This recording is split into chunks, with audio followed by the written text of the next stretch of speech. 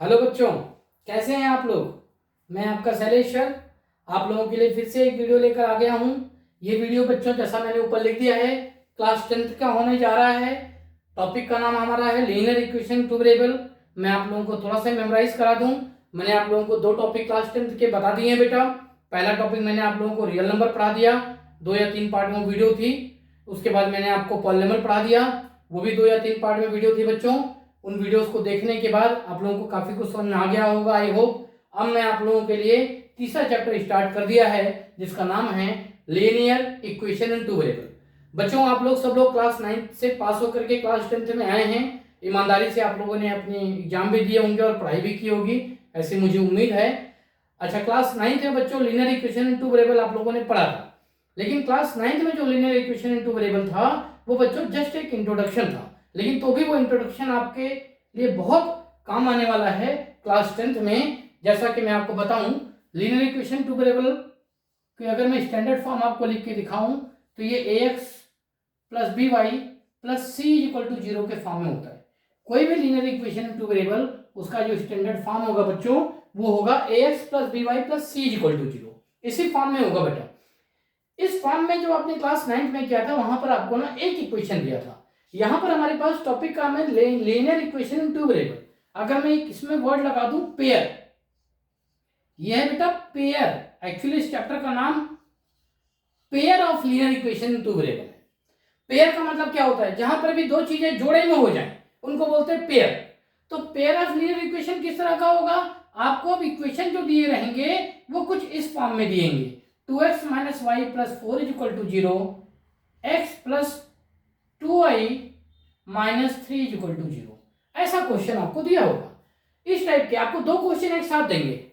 अब क्वेश्चन किस तरह के होंगे मैंने एक एग्जांपल तो आपको बता दिया।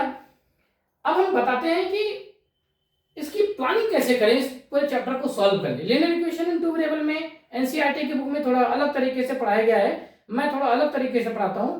मैं क्या करूंगा बेटा, मेरी जो प्लानिंग है वो ये है, पहले मैं आप लोगों को अपनी प्लानिंग बता देता हूं कि मैं आपको कैसे कराऊंगा।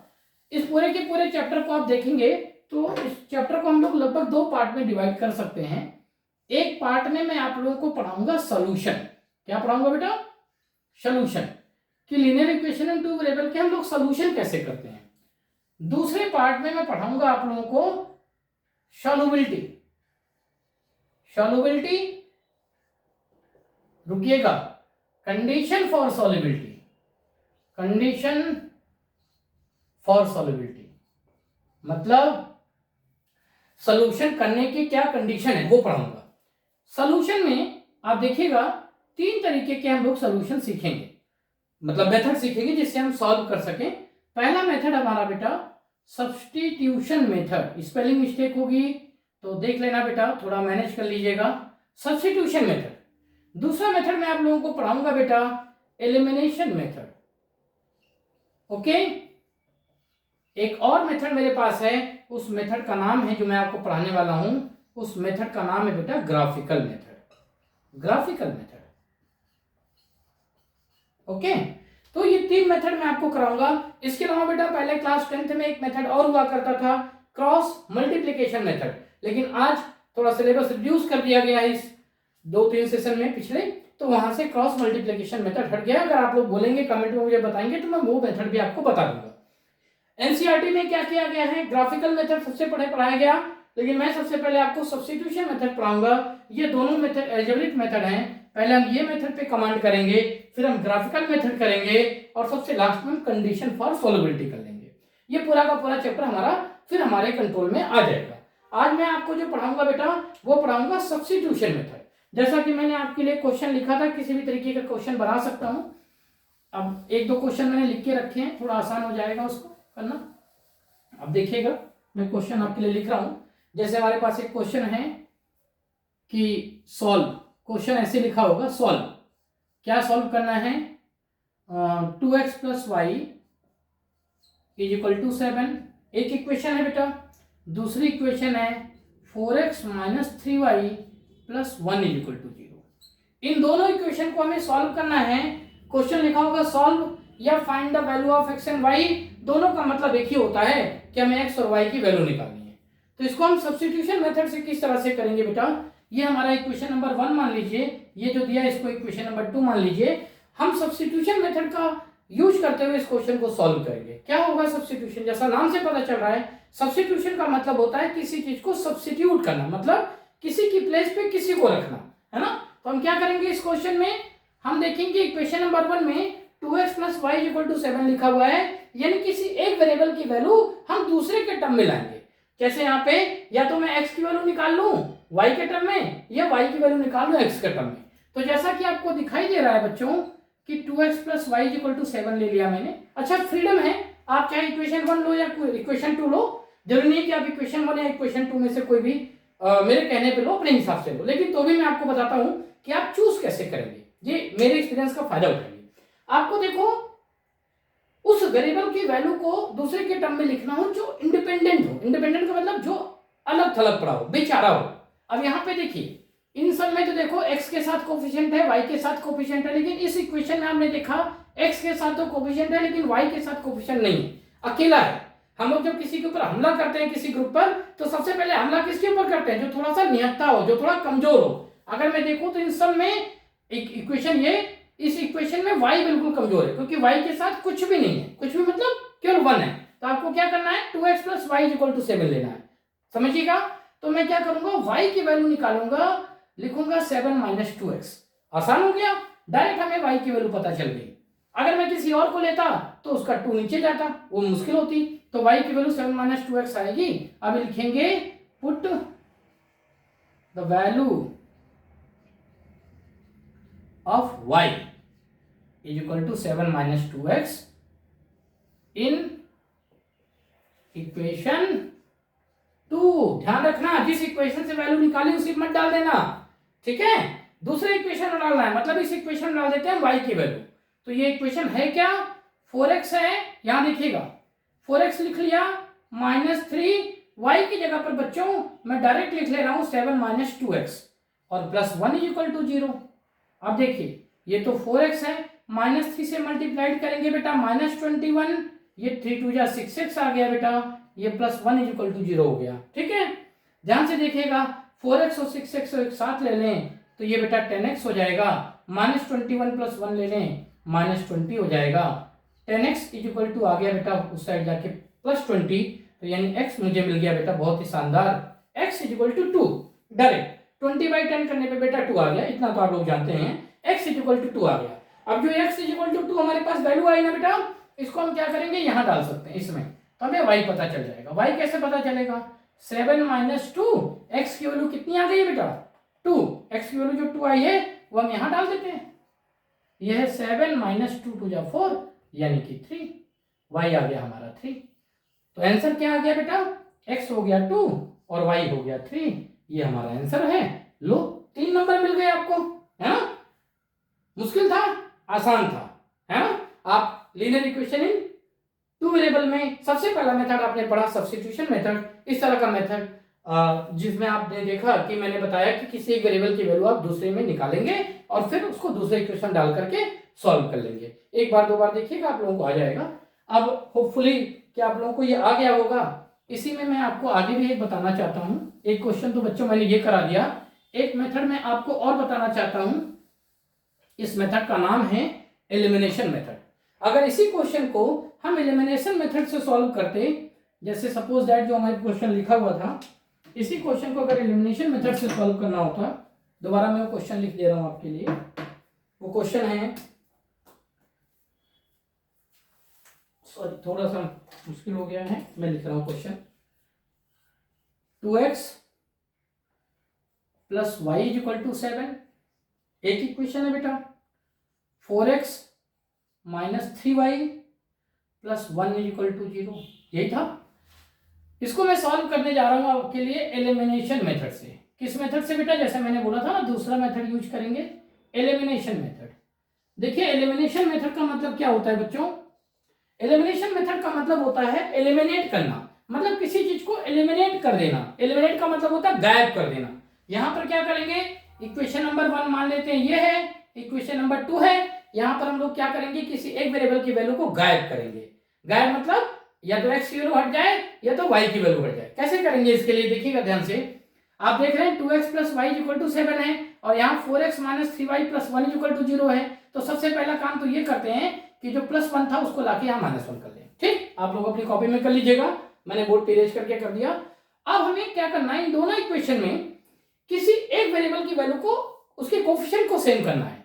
जैसे यहाँ 2x है, यहाँ 4x है, तो हम चाहें तो 2 से इसमें मल्टीप्लाई करके ये काम कर सकते हैं, या अगर y को करना चाहें तो इसको भी कर सकते हैं, ये आप लोगों की मर्जी है। मैं अभी ले रहा हूँ y वाला, y वाले में लेंगे तो क्या है, मैं इसमें 3 से मल्टीप्लाई कर दूँ, इक्वेशन 1 में 3 से, आप लोग लिख लीजिएगा मल्टीप्लाइंग इक्वेशन 1 बाई 3। तो ये जो 3 से मल्टीप्लीकेशन हो रहा है ना बेटा, ये पूरे इसमें होगा, तीनों में, मतलब पूरे इक्वेशन में होगा, 2x में होगा, y में होगा, 7 में होगा। तो क्या आ जाएगा इसका आंसर, यहाँ लिखें, ये हो जाएगा बेटा 6x, ये हो जाएगा बेटा 3y, ये हो जाएगा बेटा 21, है ना। अब इसको लेके सॉल्व करते हैं, क्या होगा, देखो ये जिसको हमें काटना है वो तो पहले से ही प्लस माइनस में है, तो हम लोग कुछ नहीं करेंगे, केवल हम लोग ऐड करेंगे। अब क्या करेंगे, ऐड, क्योंकि ये -3y है और +3y है, ऐड करने पे कट सकता है, तो हम लोग क्या करेंगे, 3y और 3y को काट दिया। अब हमारे पास आया 4x और 6x हो जाता है बेटा 10x, -1 और 21 ऐड करेंगे तो हो जाएगा 20, x हमारे पास आ गया बेटा 20/10, यानी कि आंसर आ गया हमारा 2, x की वैल्यू आ गई 2। अब x जो निकल कर आया हमारा, उसको हम किसी और इक्वेशन रख लेते हैं, यानी जैसे लिखा 2x + y = 7। अब इसे किसी भी इक्वेशन रख लीजिए बेटा, कोई दिक्कत नहीं है, 2x की जगह 2 रख लिया, y = 7, तो ये हो जाएगा y = 7 - 4 यानी कि 3, तो y आ गया मेरा 3। ठीक है, x 2 आ गया, y 3 आ गया, ये पिछले भी मेथड से हमारा आंसर आया था। मेथड कोई भी हो बेटा, आंसर हमेशा आपका सेम आएगा। ठीक है, एक तो मैंने आपको ये बता दिया, थोड़ा और एक क्वेश्चन कर लेते हैं, एलिमिनेशन मेथड से ही कर लेते हैं बेटा। जो मेथड आपको अच्छा लगता है उसी मेथड को यूज करिए, कोई बाउंडेशन नहीं है, जब तक नहीं है जब तक कि एग्जामिनर खुद ना लिख दे कि solve the given equation by the elimination method और solve the given equation by the substitution method.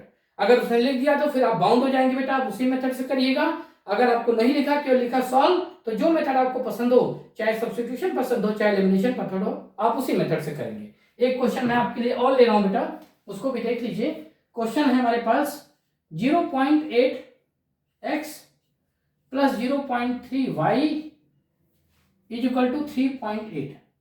तो देखिए बच्चों, डेसिमल के क्वेश्चन देख करके कुछ बच्चों के बीपी हाई हो जाते हैं, सांसें चढ़ जाती हैं, है ना, लेकिन आप लोगों की सांसें नहीं चढ़नी चाहिए। डेसिमल भी इंसान है बच्चों, नंबर वाला इंसान है, जिसको भी सम्मान दीजिए, इसको भी इज्जत दीजिए, है ना। मतलब इसके क्वेश्चन भी सॉल्व करिए, इसको देख के डरिए नहीं।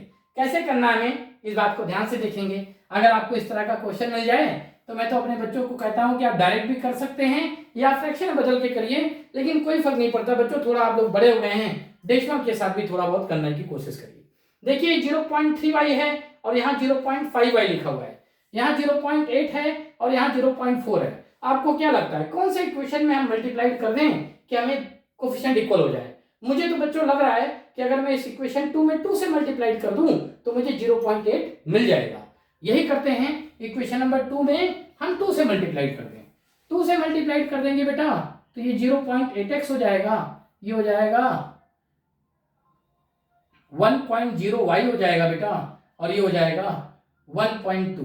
ये हमारा इक्वेशन नंबर जो 2 था वो बन गया। ठीक है, अब ध्यान से देखिए, ये इक्वेशन में उतार लेता हूं, ऊपर से नीचे ले आता हूं इसे, और इक्वेशन नंबर 2 में मैंने मल्टीप्लाई किया। अब क्या करना, मुझे इसे क्या करना है, काटना है। 0.8x हो गया, 0.8x हो गया, लेकिन यहां देखेंगे आप तो दोनों के साइन सेम है, मतलब ये भी प्लस है और ये भी प्लस है, तो यहाँ पे मैं करूंगा सब्ट्रैक्शन और साइन चेंज कर दूंगा। जब सब्ट्रैक्शन करते बेटा तो आप लोगों को अच्छी तरह से पता होगा कि साइन चेंज हो जाता है। ये माइनस हो गया बेटा, ये माइनस हो गया और ये भी माइनस हो गया, ये कैंसिल हो गया।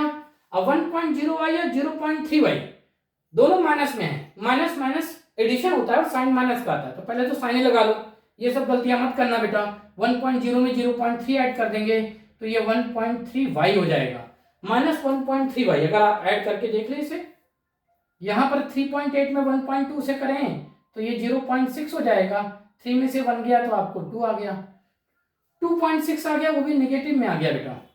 अब देखेंगे तो y कितना हो गया, -2.6, y में -1.3, ये दोनों नीचे आएंगे, माइनस से माइनस कैंसिल, आंसर आ गया 1.3 से 2.6 को डिवाइड करेंगे तो y की वैल्यू 2 आ गई बेटा। जब y की वैल्यू 2 आ गई तो इसकी वैल्यू आप इक्वेशन नंबर किसी एक में रख दीजिए, जिसमें भी आप रखेंगे आपको वैल्यू पता चल जाएगी, मिल जाएगी वैल्यू। जैसे मैंने पहले में रख लिया 0.8x प्लस 0.3, y की जगह रख लेंगे बेटा 2 और ये है 3.8, तो 0.8x हो गया और प्लस है हमारा 0.6 हो गया इज इक्वल टू 3.8, फिर हमारा 0.8x हो गया, ये हो जाएगा 3.8 माइनस 0.6, तो 0.8x की वैल्यू 3.8 में से 0.6 सब्ट्रैक्ट कर देंगे बेटा तो 3.2, x हो जाएगा 3.2 बाई में 0.8, तो इसको डेसिमल से डेसिमल काट लो, डायरेक्ट भी कर सकते हो, x की वैल्यू 4 आ गई, तो देखो यहाँ x4 आ गया, यानी y2 है और x4 है। इस तरह से आप क्या कर सकते हैं, डेसिमल वाले क्वेश्चन होंगे उनको भी सॉल्व कर लेंगे। दोनों मेथड मैंने आपको बताया बेटा, सब्स्टिट्यूशन मेथड बताया, एलिमिनेशन मेथड बताया। मेरी सजेशन अगर आप लें तो आपको जब एग्जाम में क्वेश्चन आए तो प्लीज आप एलिमिनेशन मेथड से करिए। सब्स्टिट्यूशन मेथड में क्वेश्चन की जो कैलकुलेशन है वो कई बार बहुत ज्यादा बिगड़ जाती है, हो तो जाएगा, सॉल्व तो हो जाएगा, लेकिन हो सकता है कि उसमें थोड़ा मुश्किल आए आप लोगों को। एलिमिनेशन मेथड ज्यादा बेटर है, बाकी आप लोग देख लीजिएगा, दो मेथड आपको अच्छा लगे, दोनों मैंने आपको बता दिया है बच्चों। नेक्स्ट पार्ट में मैं आपको इसी का ग्राफिकल मेथड ही बताऊंगा और कुछ और भी चीजें कराऊंगा इसी तीनों मेथड से, है ना। तब तक के लिए आप लोग मेरी वीडियो को एक या दो बार देख लीजिए, समझ लीजिए, कुछ क्वेश्चन और रेफरेंस बुक से भी लगा लीजिए। कुछ नहीं समझ में आता बच्चों तो मुझसे बेझिझक चैट पे पूछ सकते हो, आप ही के लिए मैं हूँ, आप ही के लिए मैं कंटेंट बना रहा हूँ, आप लोगों को फायदा होना चाहिए। ठीक है, चलो बाय बच्चों।